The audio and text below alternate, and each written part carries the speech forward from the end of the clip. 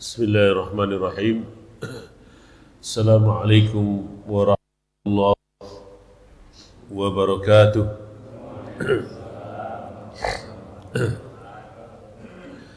Alhamdulillahi rabbil alamin. Wa bihi nasta'in ala umuri dunya waddin. Wassalatu wassalamu ala ashrafil khalqi ajma'in. Nabi Muhammadin على آله وصحبه أجمعين ولا عدوان إلا على الظالمين اللهم صل وسلم وبارك وأنعم على عبدك ورسولك محمد ومن اتبعه إلى يوم الدين وبعد فقد قال جل وعلا في آية أعوذ بالله من الشيطان الرجيم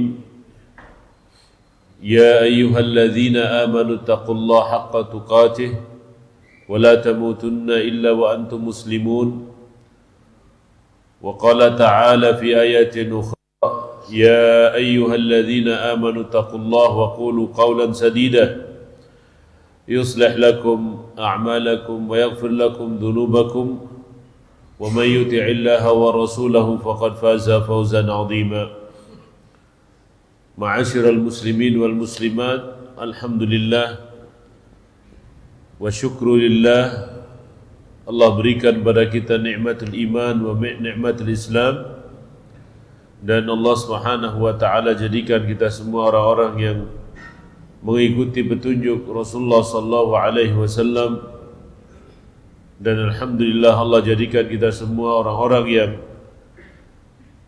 menjunjung tinggi dua pusaka yang ditinggalkan oleh Rasulullah sallallahu alaihi wasallam, yakni Al-Quran dan sunnah Nabi Muhammad sallallahu alaihi wasallam.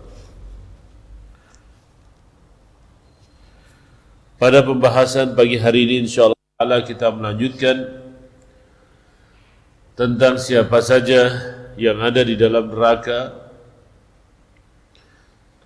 Kemarin kita sudah sampai kepada pembahasan yang ada dalam neraka adalah orang yang mu'adzab, makhluk-makhluk Allah Subhanahu wa taala yang lain, seperti halnya dia membiarkan mengazab, menyiksa kucing atau hewan peliharaan yang lainnya. Dia tidak diberikan makan, dibiarkan kelaparan di kandangnya dan lain sebagainya. Maka saat ini kita membahas yang masuk dalam ahlun nar, yakni orang yang menuntut ilmu tapi tidak ikhlas, tidak punya niat ikhlas, tapi menuntut ilmu dengan niat yang lainnya. Nah ini diancam oleh Allah Subhanahu wa taala dengan neraka.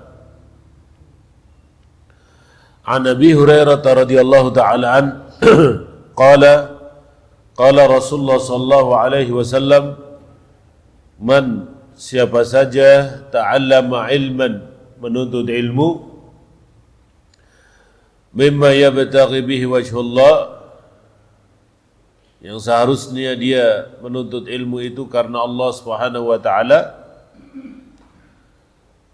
la yata'allamuhu illa liyusiba bihi 'aradan minad dunya, yang mana ilmu itu tidak diambil, tidak dituntut, tidak dipelajari illa kecuali untuk mendapatkan.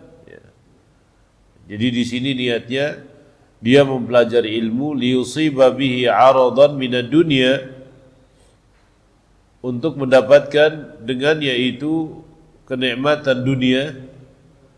Lam yajid 'urfal jannati yaumal qiyamah, tidak mendapatkan baunya surga di hari kiamat. Urfa yakni rihaha. Urfal jannah artinya baunya. Rawahu Abu Dawud wa Ibnu Majah wa Ibnu Hibban. Diriwayatkan oleh Abu Dawud, Ibnu Majah dan Ibnu Hibban di dalam kitab sahihnya. Berkata Imam Hakim, sahihun ala syartil Bukhari wa Muslim. Sahih hadis ini menurut syaratnya Imam Bukhari dan Imam Muslim. Kemudian dari Jabir bin Abdullah, hadis yang lainnya, qala Rasulullah SAW, la ta'allamul ilma, Nabi mengatakan demikian, bersabda demikian, jangan engkau mempelajari ilmu litabahau bihil ulama, supaya engkau berbangga-bangga atau bisa mengalahkan para ulama, yakni orang-orang yang alim. Wala tamarau bihi sufaha, dan juga kalian tidak boleh menuntut ilmu untuk merendahkan orang-orang yang tidak memiliki ilmu. Wala takhayyaru bihi al-majalis, supaya kalian menuntut ilmu janganlah engkau menguasai majlis-majlis, ya, seminar-seminar, atau menguasai diskusi-diskusi. Man fa'ala dzalika, siapa saja yang menuntut ilmu karenanya, yakni karena untuk berdebat dengan para ulama, untuk merendahkan orang-orang yang tidak berilmu, atau supaya terkenal di dalam majlis-majlis, fannaru fannar, maka balasannya adalah neraka. Diriwayatkan oleh Ibnu Majah, Ibnu Hibban di dalam sahihnya, dan Imam Baihaqi.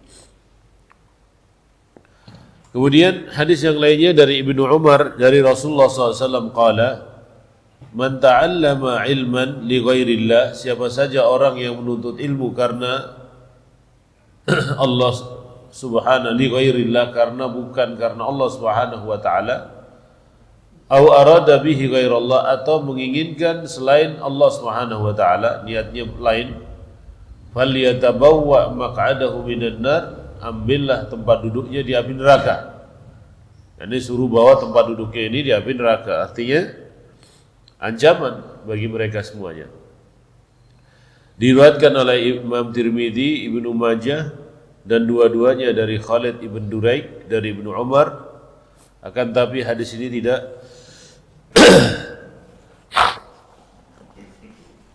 dikatakan sahih, tapi perawi-perawinya adalah perawi yang sahih. Saudara-saudara yang dirahmati Allah Subhanahu wa taala, hadis-hadis semisal di atas yang saya bacakan tadi banyak sekali. Ini adalah masalah orang-orang yang menuntut ilmu. Jadi ilmu itu hanya ingin dikatakan, hanya ingin mendapatkan ketenaran dengan ilmu tersebut. Ilmu itu hanya dijadikan sebagai alat untuk mendapatkan status. Banyak sekali orang yang memiliki titel S1, S2, S3, tapi ilmunya hanya sekedar ilmu, bukan menjadi sebuah amalan. Ilmunya hanya menjadi sebuah ilmu, tidak menjadi amalan. Bahkan ilmunya menjadikan dia orang yang tidak beramal, yakni ingkar Allah, ingkar Nabi, ya, mengingkari Allah Subhanahu wa taala, mengingkari hadis-hadis Nabi sallallahu alaihi wasallam. Ilmu hanya dijadikan sebagai perdebatan, jadi tidak pernah dia menjadikan ilmu itu sebagai amalan. Nah, ini dengan belajar ilmu dia menjadi sekuler, dengan belajar ilmu dia menjadi orientalis, dengan belajar ilmu dia menjadi orang yang jauh dari Allah Subhanahu wa taala dan Rasulnya. Kenapa ilmu itu tidak menjadi sebuah amalan? Karena ilmu hanya diperdebatkan. Karena ilmu itu hanya ditafsirkan.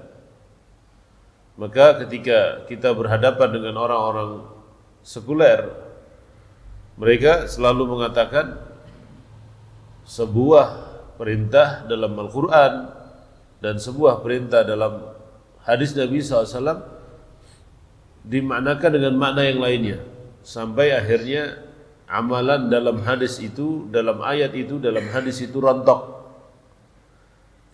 Dan orang-orang sekuler selalu mengatakan orang yang ngajinya itu Quran, ngajinya itu sunnah, itu kelompok purifikasi, yakni kelompok masyarakat yang berusaha memurnikan ajaran agama. Mereka namakan kelompok purifikasi. Dan ada lagi pendapat orang sekuler mengatakan bahasanya hati-hati dengan kelompok purifikasi karena menjadikan orang itu radikal. Nah, ini tentunya salah. Tentunya salah perkataan mereka ini kalau perintah dalam Al-Quran dan dalam hadis Nabi itu tidak direalisasikan, mana mungkin ilmu itu akan memberikan berkah kepada orang yang menuntutnya. Tidak. Ilmu itu tidak akan memberikan berkah kepada orang yang menuntutnya selama ilmu itu diamalkan. Jadi ilmu itu hanya jadi hiasan, seperti halnya hiasan buku-buku yang tebal dengan sampul yang indah di lemari. Ya. Mana ada kita membaca buku-buku tebal yang ada di lemari buku kita. Dan ini sebuah fenomena yang kita dapatkan. Banyak orang beli buku mahal-mahal, ya, terjemahan sampai berjilid-jilid, itu cuma ingin memasang status saja. Status dia seolah-olah mengikuti apa yang ada dalam buku itu. Padahal buku itu hanya sebagai hiasan saja. Maka nasihat saya kepada orang-orang yang suka membeli buku, baik itu buku asli ataupun buku terjemahan, jangan disimpan saja. Buku itu dibaca, dilihat, kemudian diamalkan. Buku itu diambil, buku itu dicoret-coret, buku itu dikasih komentar. Itulah yang ada pada para ulama. Ya, buku itu diambil, dikomentari, dicoret-coret. Ya, itulah buku-buku yang ada pada para ulama-ulama terdahulu. Mungkin ada sesuatu perkataan yang kita harus tulis dalam buku itu, ya, sebagai catatan kita belajar. Karena ilmu itu apa? Ilmu itu bisa diambil oleh seorang yang menuntutnya dengan cara menulisnya. Ya. Ilmu itu adalah binatang buruan. Kemudian cara menangkapnya adalah dengan kita menulisnya. Kita menulis ilmu itu di dalam buku-buku yang kita miliki. Jangan sampai orang menjadikan ilmu itu sebagai hiasan saja, menjadikan sebagai alat debat saja. Nah, ini banyak sekali hal-hal itu.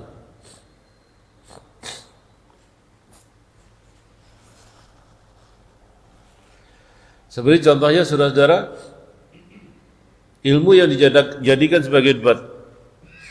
Ilmu yang dijadikan sebagai debat. Contohnya dalam bulan Ramadan adalah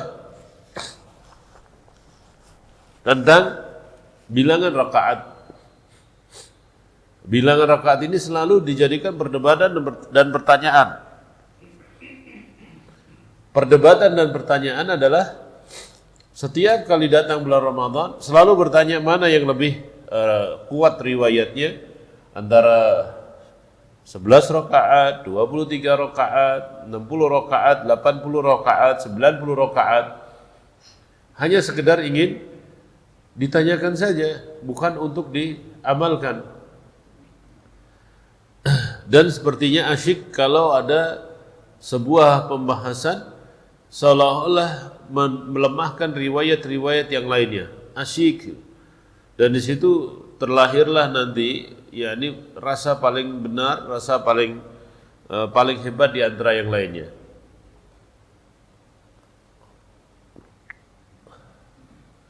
Kemudian yang berikutnya adalah perdebatan ilmu tentang sampainya amalan. Jadi sampainya amalan membaca Quran sampai kepada mayit atau tidak, sedekah sampai kepada mayit yang meninggal atau tidak, haji sampai kepada mayit atau tidak, kemudian wakaf Al-Quran sampai kepada mayit dan tidak. Ini menjadi sebuah perdebatan. Padahal itu adalah kebaikan yang sama-sama diterangkan oleh para ulama. Jelas hadisnya mengatakan bahasanya apabila anak Adam itu meninggal, inqata'atuhu, terputus amalnya kecuali hal waladun saleh yad'u lahu, anak yang soleh yang mendoakannya. Jadi anak yang soleh itu adalah jeri upaya dia. Au ilmun yuntafa'u bihi, au sadaqatun jariyah, ilmu yang bermanfaat atau sedekah jariyah. Kata-kata sedekah jariyah ini luas sekali. Maka ketika dia membangun sumur, membuat sumur, dia niatkan untuk yang meninggal, ya nyampe, ya, karena yang berbuat adalah anaknya, ya, karena yang diperbuat itu adalah sedekah jariyah, Quran, beli Quran, ya, nyampe atau tidak nyampe. Kenapa? Karena yang berbuat adalah anaknya, atau karena itu adalah sedekah jariyah. Nah, ini diperdebatkan. Subhanallah, kadang-kadang perbedaan itu menjadikan ciri khas bagi seorang. Kalau tidak berbeda, tidak nyaman rasanya. Ya. Kalau tidak berbeda, tidak nyaman rasanya. Kemudian, saudara-saudara yang dirahmati Allah SWT, umat Islam di Indonesia tentunya berbeda dengan umat Islam yang ada di Timur Tengah. Umat Islam di Indonesia berbeda dengan umat Islam di Timur Tengah. Suruh membaca Al-Quran saja mungkin belum bisa. Suruh membaca hadis saja mungkin belum bisa. Tapi kenapa seorang selalu menyamakan apa yang ada di Timur Tengah sama dengan apa yang ada di Indonesia? Nah, ini sangat berbeda sekali tentunya. Perbuatan syirik di negeri kita ini masih mendominasi, ya. Perbuatan syirik, orang bertawakal kepada selain Allah, menggantungkan nasib kepada selain Allah, itu mendominasi. Bahkan itu muncul pada generasi-generasi muda saat ini. Jumlah orang yang ngaji dengan orang yang tidak ngaji masih banyakkan orang yang tidak ngaji. Jumlah pengajian masih mendominasi yang tidak ada pengajiannya. Kalau mungkin di Arab, mungkin banyak di sana para ulama, orang-orang yang berdakwah di jalan Allah, televisinya adalah isinya pengajian-pengajian. Maka tidak boleh disamakan berdakwah di Indonesia dengan berdakwah di mana? Di Timur Tengah. Ya. Seperti contohnya, yakni sana mengingkari sesuatu, beramar ma'ruf nahi munkar, itu sangat kuat sekali orang yang mendukungnya. Kalau di sini tidak ada yang mendukungnya. Ya, ketika orang mendakwakan kebenaran, itu yang mendukungnya adalah pribadi-pribadi, organisasi-organisasi, yayasan-yayasan. Ya, mereka berjuang menegakkan agama Islam ini. Kalau di Timur Tengah, orang yang berdakwah itu digaji, ya, mendapatkan gaji. Mungkin gajinya lebih mahal daripada yang lainnya. Seorang imam masjid saja yang paling kecil, ya, itu bisa sekitar memiliki gaji sekitar 28 juta sampai 30 juta gitu. Nah, kalau di sini imam masjidnya, ya, tidak digaji, tukangnya digaji atau tidak? Tidak digaji. Alhamdulillah kalau muadzan gitu. Kalau tidak muadzan, ya tidak ada orang yang sholat di masjid gitu. Kemudian masjid di sini apa? Masjid di sini mengumpulkan kencreng, mengumpulkan kaleng. Kalau di negeri kalengnya tidak ada, kaleng yang berkeliaran sana kemari tidak ada. Nah, ini adalah hal-hal yang menjadikan seorang itu ketika berilmu melihat dulu siapa yang kita hadapi dari masyarakat ini. Maka jangan pernah dijadikan debat, ya, sebagai cara untuk berdiskusi di dalam beragama. Tapi jadikan akhlak, contoh mengamalkan agama ini adalah sebagai contoh kita adalah orang yang berilmu. Saudara-saudara, orang yang berilmu S1, S2, S3,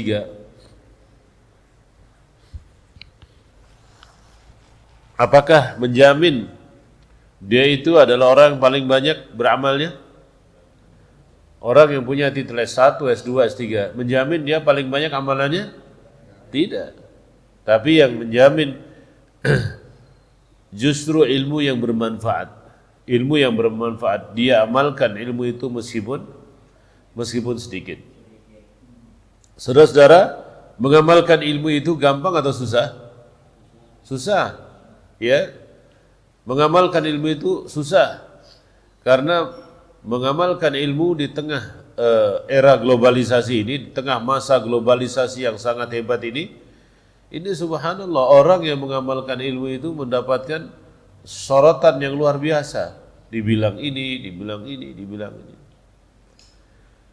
Apalagi di tengah anak-anak muda. Ya, di tengah anak-anak muda. Saya waktu itu kumpul sama beberapa anak-anak yang melanjutkan pendidikannya ya di S1. Lulusan pesantren. Anak ini beristiqomah untuk menjalankan sholat saja diketawai. Ya, saya izin dulu mau sholat sama teman-temannya diketawai. Ah, kuno amat inti zaman sekarang masih mikirin sholat. Ya, ini saudara-saudara, ini terjadi loh di Indonesia. Ini terjadi loh di negeri kita. Jadi jangan dianggap ini sebagai ini bukan kenyataan, ini yang nyata di negara kita ini. Maka buat apa kita menyekolahkan anak tinggi-tinggi S1, S2, tapi ternyata Islamnya tidak dilaksanakan. Islamnya tidak dilaksanakan. Menyekolahkan anak S1, S2, ini adalah tingkat akademisi yang paling tinggi, bahkan S3. Tapi justru ketika kita sekolahkan, justru dia jauh dari amalan. Buat apa kita? Orang tua di sini akan merugi. Dia banting tulang, nyawa taruhannya, tapi ternyata ilmu tidak diamalkan. Nah inilah yang saya takutkan, kita itu akan kehilangan generasi. Maka di dalam nanti, yakni di dalam Ramadan, ya, kita ini sudah kehilangan generasi ya. Dengan adanya COVID kurang lebih 2 tahun, kita itu kehilangan generasi. Makanya ketika ada Ramadan nanti, saudara-saudara, kita berpesan, ya, yakni khususnya saya berpesan agar tumbuhkan Islam itu di dalam sanubari mereka, di dalam dada-dada mereka, di dalam hati-hati mereka. Ya, jangan sampai kita terlena. Kita ingin pendidikan yang tinggi, nilai tertinggi, setelah diraih, maka tidak ada hasilnya. Jadi salah sekali. Kita menginginkan anak kita pinter, menguasai ini, tapi bukan pinter, tapi malah keblinger. Ya. Apa itu pinter keblinger? Pinter yang tidak pernah mengamalkan ilmunya. Nah ini pengaruh globalisasi ini sudah sangat luar biasa. Ya, kita jangan melihat hari ini aman-aman saja Ustaz. Thayyib, aman-aman saja. Kemarin itu saya baca tingkat kelahiran di Indonesia itu yakni masih bagus itu ya. Masih bagus. Istilahnya yang menikah itu 20 juta, yang beranak itu 40 juta itu. Yang beranak itu 40 juta orang. Ini masih bagus. Jadi pengantin-pengantin lama masih punya anak gitu kan. Ini masih bagus. Ini angka ini penting saudara-saudara. Kita ketahui penting sekali. Kenapa? Karena di Indonesia ini masih memelihara agama, maka masih memprotek diri dia dari pergaulan bebas yang ada di negara asing. Tapi jangan pernah merasa aman dengan angka ini. Suatu ketika mungkin tidak ada orang yang melahirkan. Kenapa? Karena seperti yang saya katakan tadi, ya, kampanye LGBT itu gencar di negeri kita ini. Orang sudah kalau terkena kampanye LGBT, ya, maka mereka itu tidak ada nafsu lagi dengan lawan jenisnya. Mereka hanya bernafsu untuk ya sejenisnya. Kalau sejenisnya ya mana punya anak gitu. Ya, mana punya anak, mana tabungnya? Tidak ada tabungnya. Tidak ada tempatnya, tidak ada rahimnya. Nah, ini hasil penelitian. 2022 kemarin. Masih aman. Siapa yang mengamankan ini? yakni ba'dallah setelah Allah Subhanahu wa taala adalah Islam. Karena Islam itu punya konsep dalam agamanya laisa dzakaru kal untha. yakni laki-laki itu tidak sama dengan wanita. Wanita zakar, laki-laki laki-laki. Betul-betul jelas gendernya di dalam Islam itu. Ya, sampai dalam warisan pun dibedakan. Maka coba kita lihat, kita ketika tidak mementingkan ilmu, ya sudahlah tidak apa-apa pergaulan. Akhirnya anak-anak kita punya perilaku yang menyimpang dan sementara kita tidak pernah tahu. Ya. Saya berkali-kali katakan sama bapak-bapak, pernahkah bapak-bapak itu meriksa HP-nya anaknya? Pernahkah memahami apa yang dituliskan dalam HP mereka? Oh, tidak pernah. Karena anak-anak kita sudah menggunakan bahasa planet lain. Ya, bahasa planet lain. Melakukan transaksi apa saja, kita tidak pernah tahu. Kenapa anak itu sampai lepas dari ayah bundanya seperti itu? Karena orang tua sudah tidak peduli lagi dengan keluarganya. Ya, tidak pernah peduli.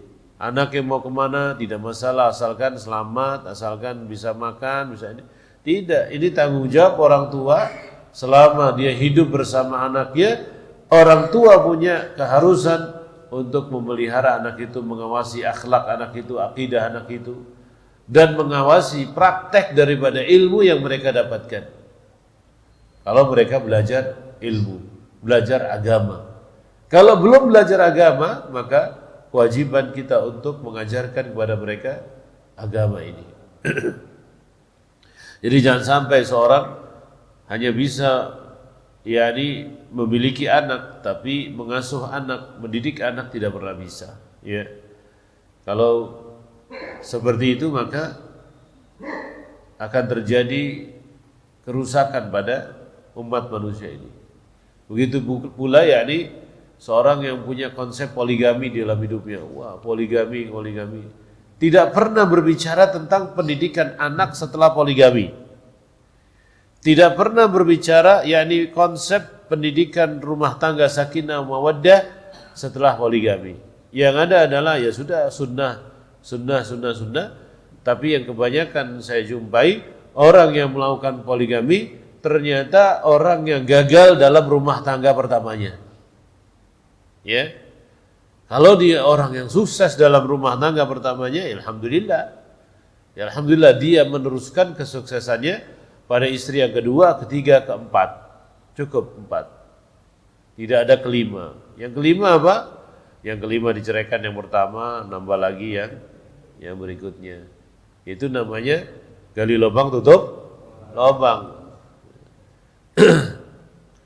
Nah ini saudara-saudara, bukan saya anti daripada hal itu, cuma tanggung jawab yang besar adalah mengajarkan generasi itu, mendidik ilmunya, mendidik budi pekerti atau akhlaknya, sampai mengantarkan mereka kepada generasi yang menyembah kepada Allah Subhanahu wa taala. Kalau orang bisa, alhamdulillahirabbil alamin, ya, nikmat yang luar biasa yang Allah Subhanahu wa taala berikan kepada dia.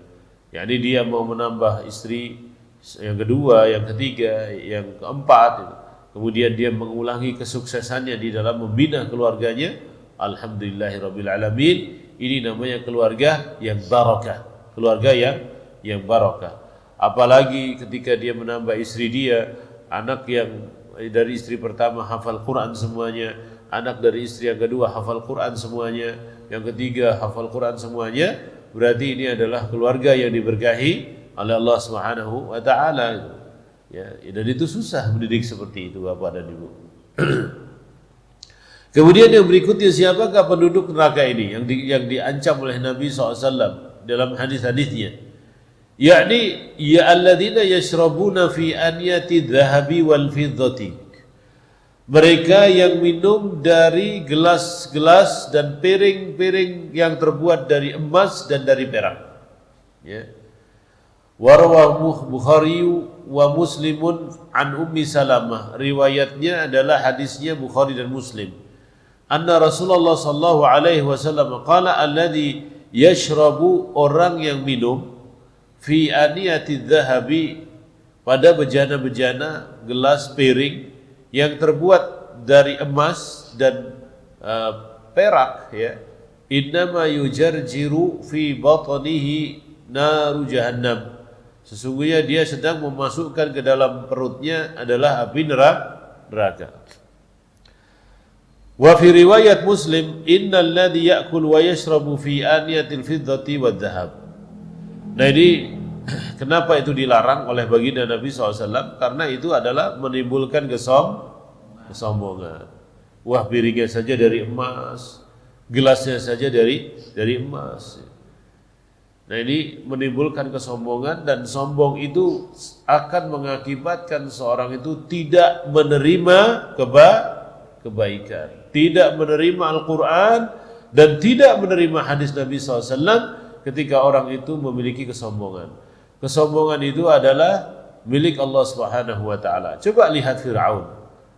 Lihat Firaun, ketika Firaun itu sombong di atas bumi ini, maka Firaun itu tidak mendapatkan petunjuk dari Allah Subhanahu wa taala. Innahu ala fil alal ard. Firaun itu yakni makhluk yang meninggikan dirinya di atas bumi ini. Ya. Firaun itu adalah makhluk yang meninggikan dirinya di atas bumi ini. Selalu mengadu domba kaumnya, rakyatnya, ya. Selalu mengadu domba kaumnya dan rakyatnya. Selalu menyalahkan kaum yang satu dan membela kaum yang sebelah, ya. Dan memecah belah dengan itu semua kaumnya atau rakyatnya, ya. Ketika dengan kesombongannya mereka memihak kepada kaum ini supaya kaum ini membunuh dengan tangannya kaum yang lainnya. Nah, itulah sifatnya Fir'aun. Kemudian Hudzaifah, dari hadis Hudzaifah, qala sami'tu Rasulullah sallallahu alaihi wasallam yaqul, aku mendengar Rasul sallallahu alaihi wasallam bersabda, la talbasul harira wad dibaj wa la tashrabu fi aniyati dhabi wal fidda wa la ta'kuluha fi sahafiha fa innaha lahum fid dunya wa hiya lakum fil akhirah. Jangan kalian memakai sutra. Jangan kalian memakai kain sutra. Yani yang dimaksud sutra di sini adalah sutra yang murni. Yani sutra yang murni. Dan memakai sutra itu hanya diperbolehkan ukuran 4 jari saja. Ya, Nabi pernah memakai sutra ukuran 4 jari, yakni dihiaskan bajunya dengan sutra, pernah, tapi bukan semuanya sutra. Kalau larangan memakai sutra ini bagi laki-laki, saudara-saudara. Kalau perempuan boleh atau tidak? Boleh, ya. Kemudian sutra ini tidak boleh dipakai untuk laki-laki, yakni sutra yang murni. Sutra yang murni. Kalau campuran bagaimana? Campuran bagaimana? Tidak masalah. Ya kan, itu ada campuran sutranya. Yang tidak boleh adalah sutra murni. Kemudian adalah dibaj. Dibaj ini kain sejenis sutra yang terukir terukir indah, ya. Terukir indah, ya. Sutra juga, tapi dia ada ukirannya. Karena dulu perdagangan di zaman dahulu ini kebanyakan ini dari Cina, ya, kebanyakan dari Cina.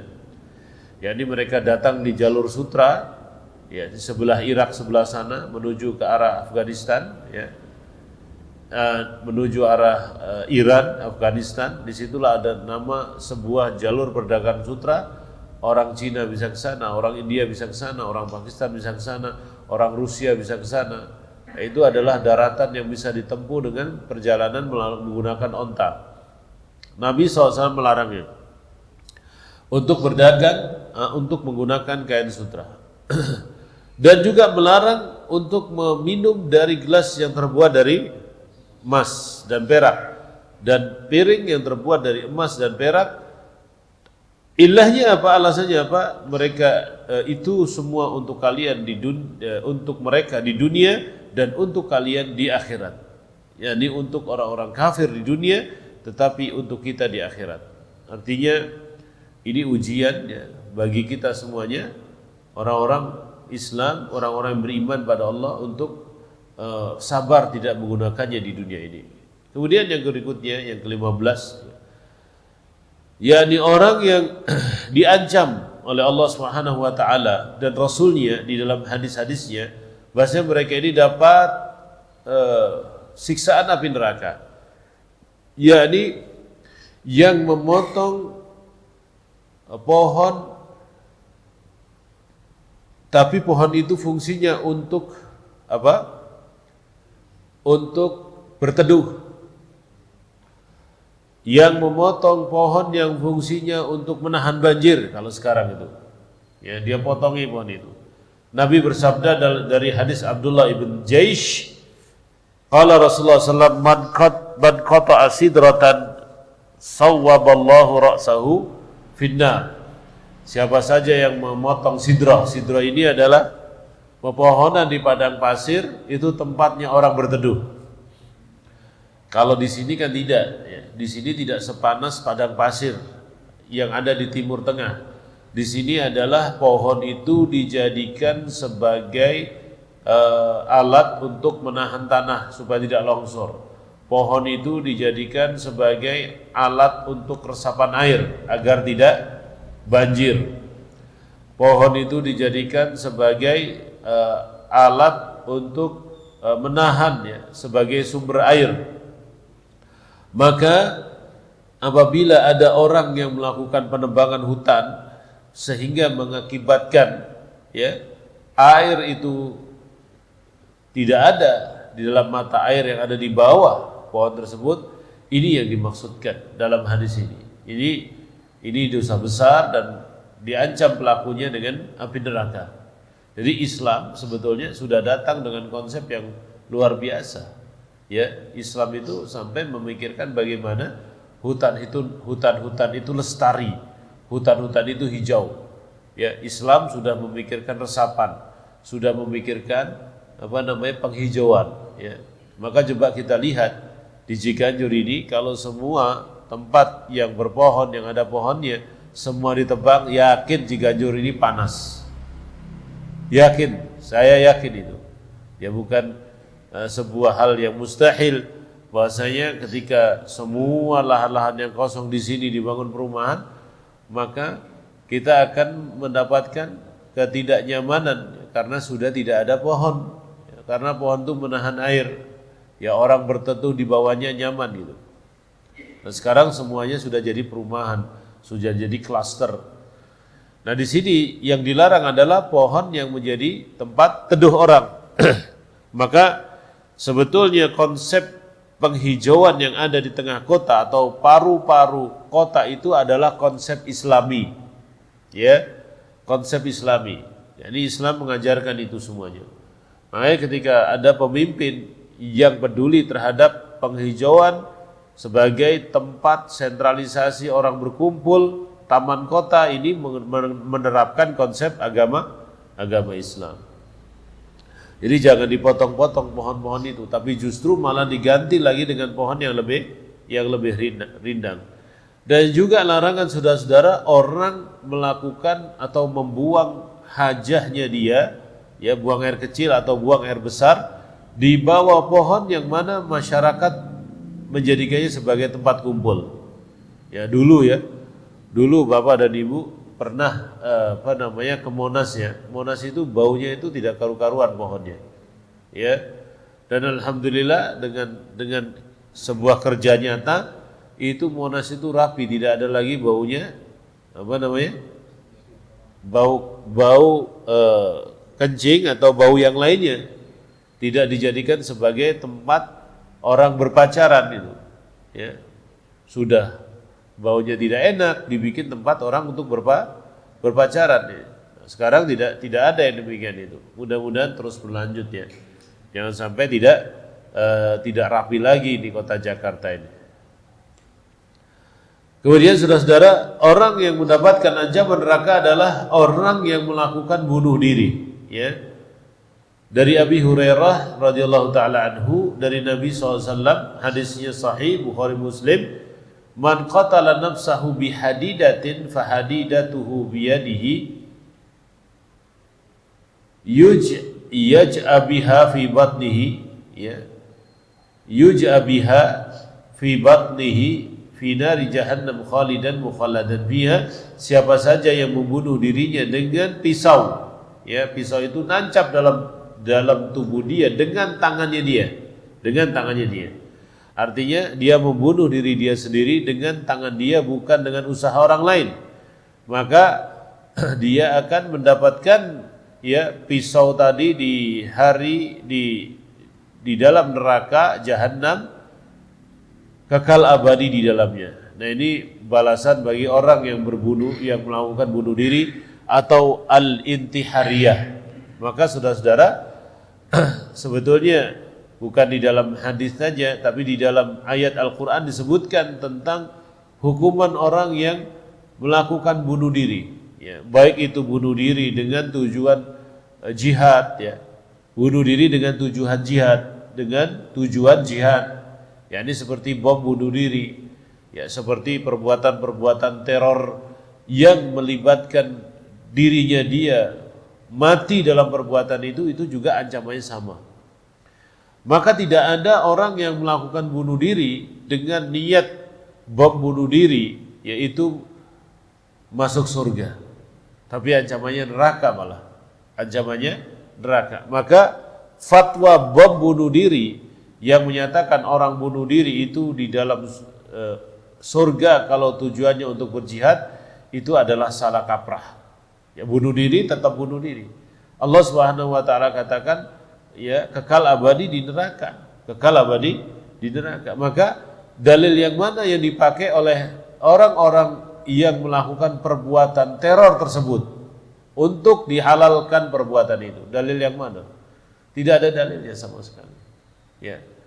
Kalau kita rujuk lagi kepada dalil dalam Al-Quran dan Sunnah Nabi, maka bunuh diri itu adalah perbuatan yang mencelakai diri dia sendiri dan orang lain. Karena bunuh diri bukan jihad. Kalau jihad itu berperang, jihad itu membunuh orang yang berhak untuk dibunuh. Kalau bom bunuh diri, anak kecil pun, wanita pun, orang tua pun akan mati, akan meninggal dengan sebab bom yang dia ledakan.